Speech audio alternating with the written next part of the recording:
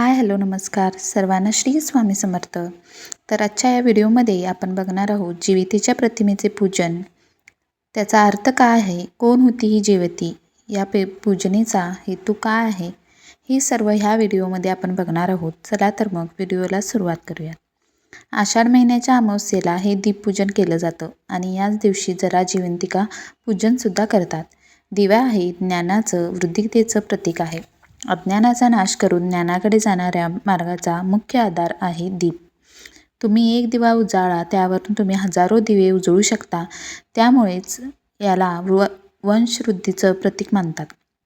या प्रतीकाचं पूजन म्हणजेच दीपपूजन. दुसरी पूज्य देवता म्हणजे जिवती. जिवतीच्या प्रतिमेच्या रूपात पूजा केली जाते. संपूर्ण श्रावण महिना या प्रतिमेचं पूजन मातृशक्तीकडून केलं जातं व आपल्या अपत्याच्या मंगलतेची प्रार्थना केली जाते. तुम्हाला दिसणाऱ्या ह्या व्हिडिओमध्ये जी प्रतिमा दिसत आहे, ह्या प्रतिमेची पूजा करतात.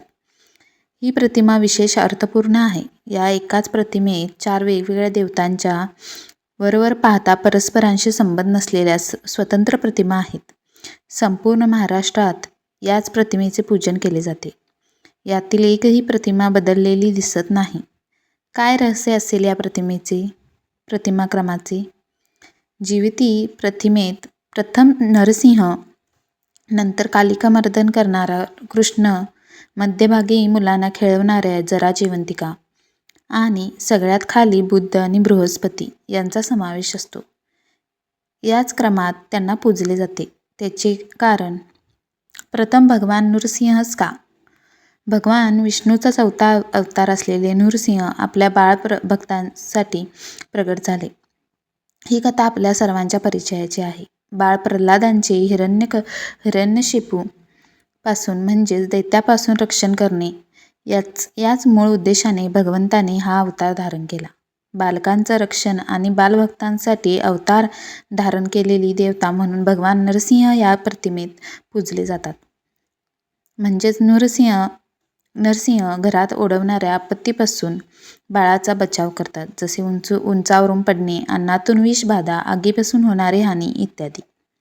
त्यानंतर येतात कालियामर्दन करणारा श्रीकृष्ण. यातील नाग गोपाळकृष्ण दोन्हीही श्रावणातील आराध्य दैवत.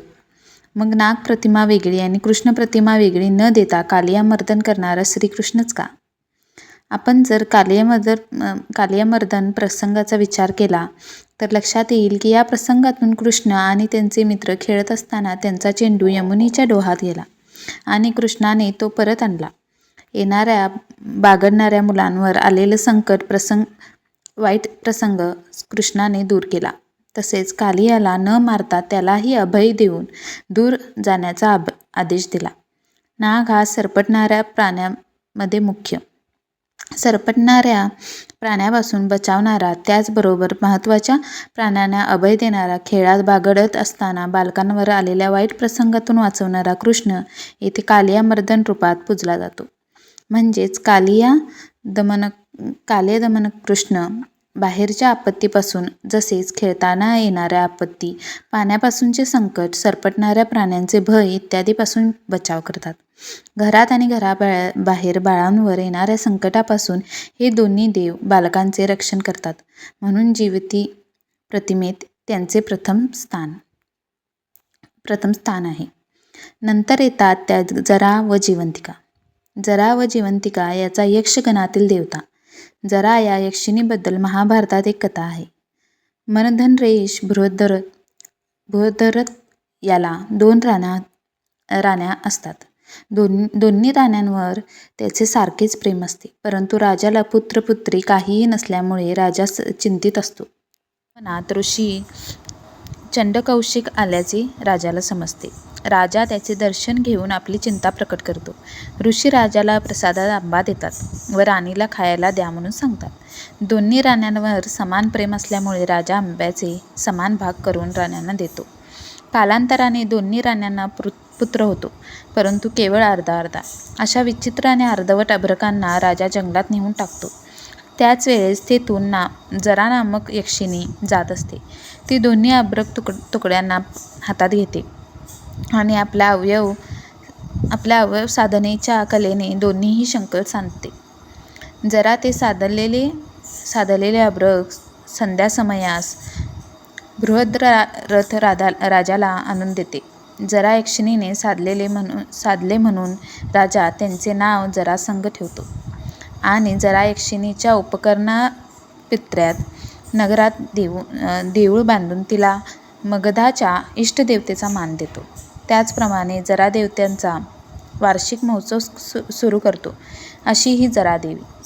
जारेचीच सखी जिवंतिका. जिवंतिका या शब्दाचा उपभ्रम जीवती. जिवंतिकाचा अर्थ होतो दीर्घायू प्रदान करणारी. बालकांच्या दीर्घायुष्यासाठी कामना करून या देवतेची पूजा करतात. ही देवी पाळण्यात व आजूबाजूंनी बालकांना खेळवतो अशा रूपात दाखवतात.